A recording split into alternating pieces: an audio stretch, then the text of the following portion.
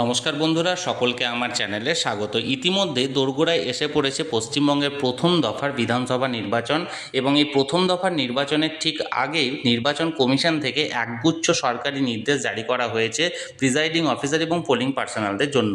কি কি নির্দেশ জারি করা হয়েছে চলুন এক নজরে আমরা বিস্তারিত দেখে নিই। দেখুন, এখানে প্রথমত বলা হয়েছে প্রিজাইডিং অফিসারের কর্তব্য সমূহ। নাম্বার 1, কঠোর গোপনীয়তা।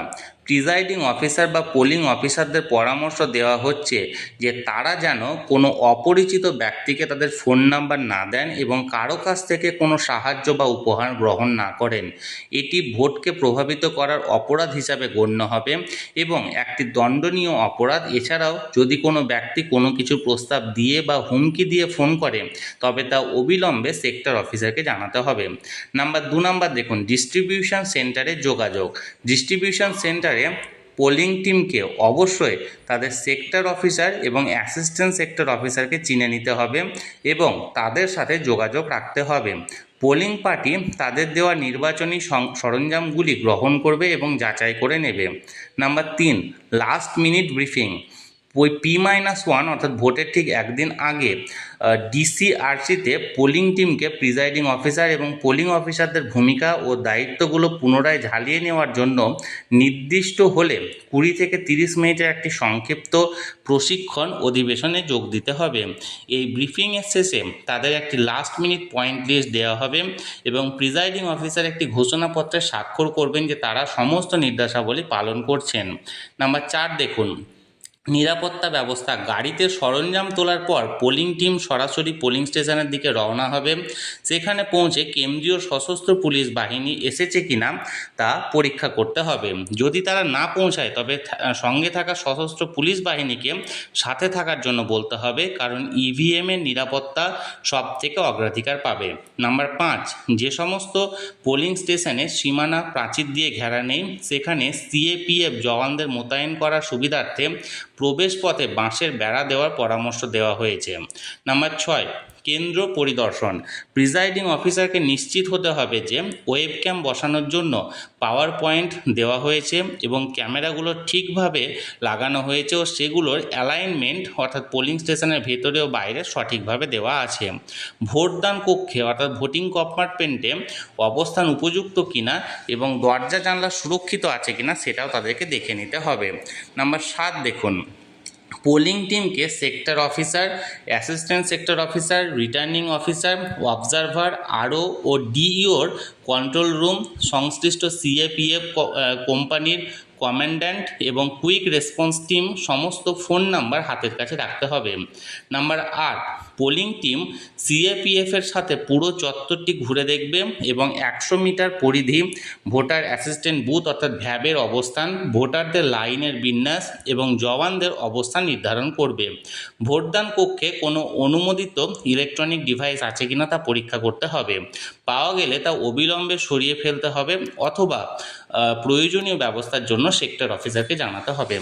নাম্বার 9 দেখুন, ভোটদান কক্ষ অর্থাৎ ভোটিং কম্পার্টমেন্টে ভোটের গোপনীয়তা বজায় রাখার জন্য সিএপিএফ অর্থাৎ সেক্টর অফিসারের সাথে পরামর্শ করে ভোটের আগের দিন ভোটদান কক্ষের অবস্থান নির্ধারণ করতে হবে। নাম্বার 10, প্রবেশ নিয়ন্ত্রণ। প্রিজাইডিং অফিসার নিশ্চিত করবেন যাতে কোনো অনুমোদিত ব্যক্তি পোলিং স্টেশনে প্রবেশ করতে না পারে। সিএপিএফকে নির্দেশ দেওয়া হয়েছে যে ডিইও দ্বারা প্রদত্ত বৈধ পরিচয়পত্র যাচাই করেই যেন শুধুমাত্র অনুমোদিত ব্যক্তিদের ভোটের আগের দিন এবং রাত্রে ভোট কেন্দ্রে প্রবেশ করতে দেওয়া হয়। প্রিজাইডিং অফিসার নিশ্চিত করবেন যাতে ইভিএমের সাথে কোনো প্রকার কারচুপি না হয়, যেমন প্রার্থীর বোতামে পারফিউম বা কালি লাগানো অথবা কোনো বোতামে টেপ লাগানো। নাম্বার 11 দেখুন, কেন্দ্রীয় অবস্থান। পোলিং টিম অপ্রয়োজনে পোলিং স্টেশন চত্বর ছেড়ে বাইরে যাবেন না এবং স্থানীয় ক্লাব বা চায়ের দোকান বা অন্য কোনো স্থানীয়দের সাথে গল্পগুজবে লিপ্ত হবেন না। কোনো অজুহাতে কোনো স্থানীয় ব্যক্তিকে পোলিং প্রাঙ্গণে ঢুকতে দেওয়া হবে না। নাম্বার 12 দেখুন, খাবার ও নিরাপত্তা। পোলিং টিম এবং সিএপিএফ টিম শুধুমাত্র জেলা প্রশাসন বা রিটার্নিং অফিসারের ব্যবস্থা করা খাবার গ্রহণ করবেন। তারা স্থানীয় দোকান বা স্থানীয় বাসিন্দাদের দেওয়া কোনো খাবার, জল বা পানীয় গ্রহণ করবেন না।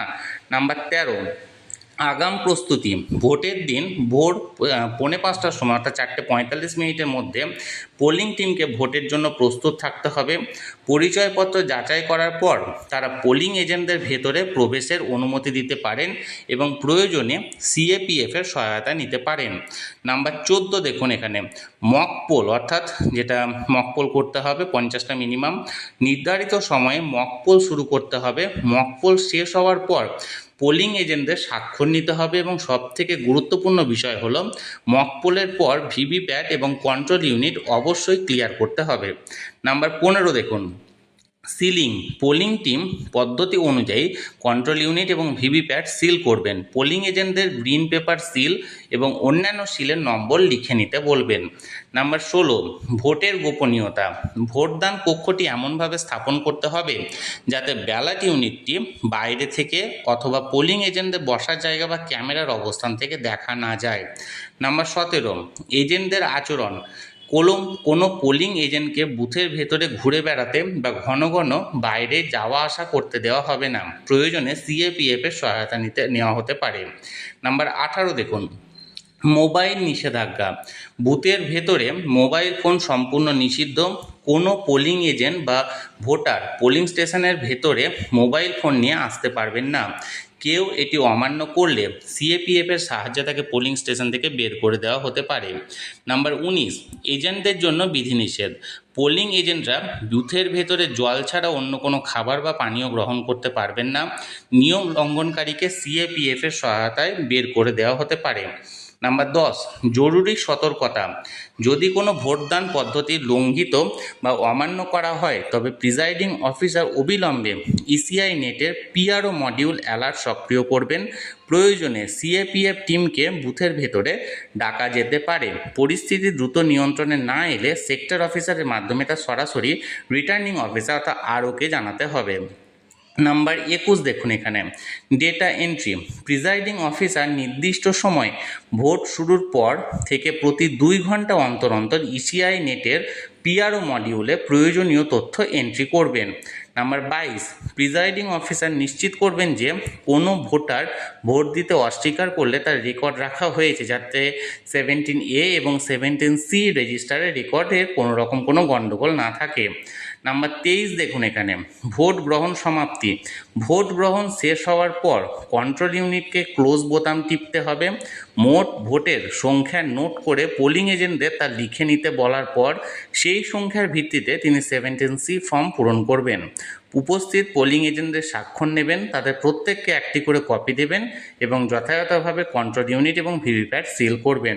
নাম্বার 24 দেখুন যদি কোনো জাতীয় বা রাজ্য স্বীকৃত দলের পোলিং এজেন্ট বিকল্প কোনো এজেন্ট ছাড়াই বুথ ছেড়ে চলে যান তবে প্রিজাইডিং অফিসার বিষয়টি তদন্ত করবেন এবং এজেন্টকে কারণ জিজ্ঞাসা করবেন এবং যদি দেখা যায় কোনো ভয়ভীতি বা জোর জবরদস্তির কারণে তিনি চলে যাচ্ছেন তবে অবাধ ও শান্তিপূর্ণ ভোটের স্বার্থে প্রিজাইডিং অফিসার সিএপিএফকে হস্তক্ষেপ করতে বলবেন। যদি কোনো পোলিং এজেন্ট দীর্ঘ সময় অর্থাৎ 30 মিনিটের বেশি অনুপস্থিত থাকেন তবে তা অবিলম্বে সেক্টর অফিসারকে জানাতে হবে। তাহলে বন্ধুরা এই সমস্ত যে নির্দেশাবলী এই নির্দেশাবলীগুলি জারি করা হয়েছে মানে এখানে ইলেকশন কমিশনের তরফ থেকে এবং এই নির্দেশাবলী পালনে যদি ব্যর্থ হয় কোনো পোলিং টিমের সদস্যের বিরুদ্ধে তাহলে কঠোর বিভাগীয় ব্যবস্থা নেওয়া হতে পারে। তাহলে বন্ধুরা এখানে যে নির্দেশগুলি জারি করা হয়েছিল শেষ মুহূর্তের জন্য সেই নির্দেশগুলি আমি আপনাদের সঙ্গে শেয়ার করলাম। আপনাদের যদি কোনো কিছু জানার থাকে বা প্রশ্ন করার থাকে অবশ্যই কমেন্ট করুন, আমি চেষ্টা করব আপনাদের সকলের প্রশ্নের যথাযথ উত্তর দেওয়ার। আর ভিডিওটি ভালো লেগে থাকলে অবশ্যই একটি লাইক করুন এবং সকলের সঙ্গে শেয়ার করুন। আর সেই সাথে চ্যানেলে যদি প্রথমবার হয়ে থাকেন এই রকমের ইনফরমেটিভ ভিডিও আরও দেখার জন্য যারা এখনও পর্যন্ত চ্যানেলটিকে সাবস্ক্রাইব করেনি তারা অবশ্যই চ্যানেলটিকে সাবস্ক্রাইব করে রাখুন। ধন্যবাদ, দেখা হচ্ছে পরের ভিডিওতে।